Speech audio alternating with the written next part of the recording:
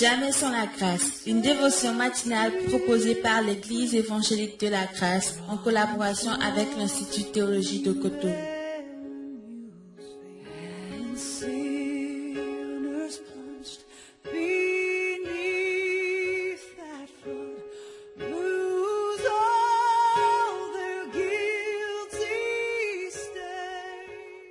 Bonjour chers amis, chers internautes, nouvelle journée, nouvelle provision, bienvenue dans la dévotion de ce matin, d'où Jésus, encore une fois, une opportunité que nous t'offrons afin que tu puisses parler à nos cœurs, afin que tu puisses nous faire du bien. Merci vraiment de le faire à cause de qui tu es.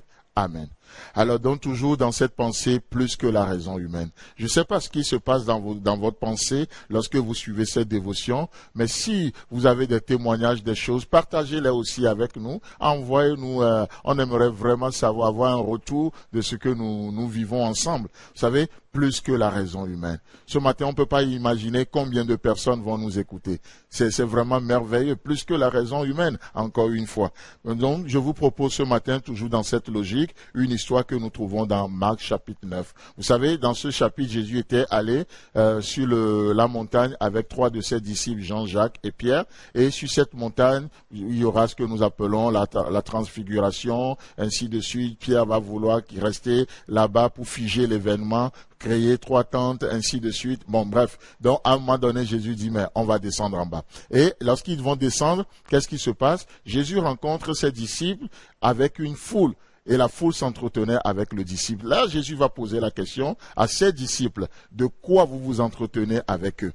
Et là, on voit qu'il y a un homme de la foule qui surgit, qui n'a même pas attendu que les disciples répondent à la question, mais l'homme va prendre le devant et va répondre à la question de Jésus dans Marc chapitre 9, le verset 17. Et cet homme dit quoi? Un homme de la foule lui répondit, « Maître, j'ai amené auprès de toi mon fils, il est possédé d'un esprit muet. » Et la suite du verset, le Père va décrire comment la chose se passe. Voilà, l'esprit vient sur lui, il le prend, il le jette dans le feu, il le jette dans l'eau, et il va décrire plein de choses. Bon, mais ce qui nous intéresse ce matin dit, voilà, j'ai amené auprès de toi mon fils qui est possédé d'un esprit muet.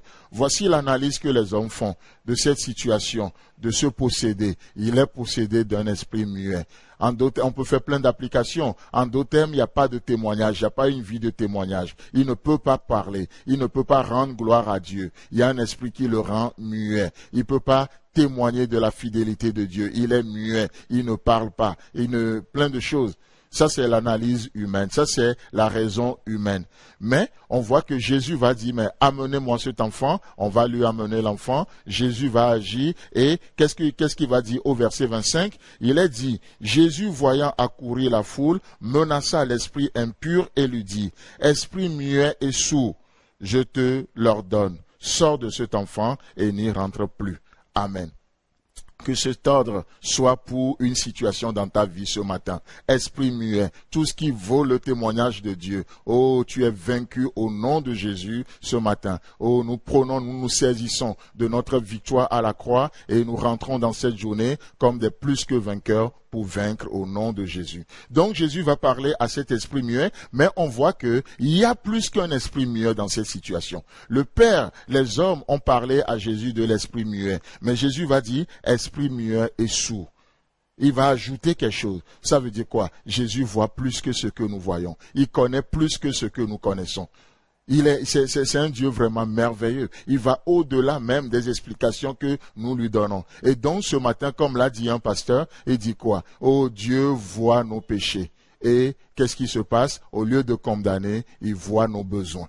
C'est pourquoi il déteste le péché, mais il aime le pécheur, parce qu'il voit au-delà de son péché. Au-delà d'un esprit, un esprit muet, il y a un esprit sourd. Un esprit sourd. Et ça, souvent, c'est le vrai problème. Souvent, nous n'avons pas de témoignages dans nos vies, nous n'avons pas de choses à raconter, parce que, effectivement, nous sommes sourds lorsque Dieu nous parle. Nous n'entendons pas, nos oreilles sont bouchées. C'est pourquoi Ésaïe dira, oh, comme un disciple, il éveille mon oreille, il touche mes oreilles, il débouche bouche, mes oreilles. Et ça, c'est ma prière ce matin. Alors que vous écoutez cette dévotion, alors que vous allez communier avec Dieu, qu'est-ce qui va se passer? Faites attention à la manière dont vous écoutez. C'est important la manière. Écoutez avec une oreille des disciples. Écoutez comme écoutent les disciples. Ça, c'est notre vrai problème. Souvent, on n'a rien à raconter, on est muet parce que au préalable, on était déjà sourd.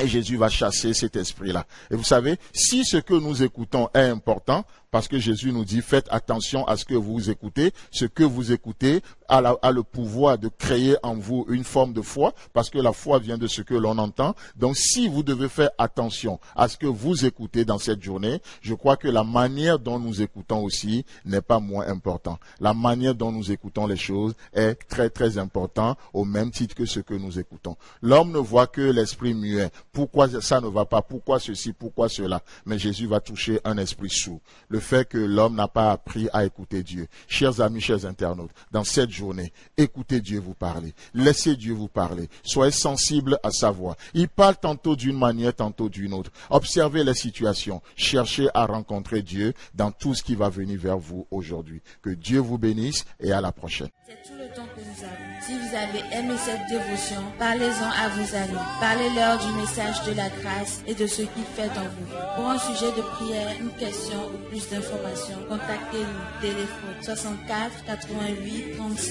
87 ou 96 42 69 05 ou par WhatsApp au 94 75 80 20.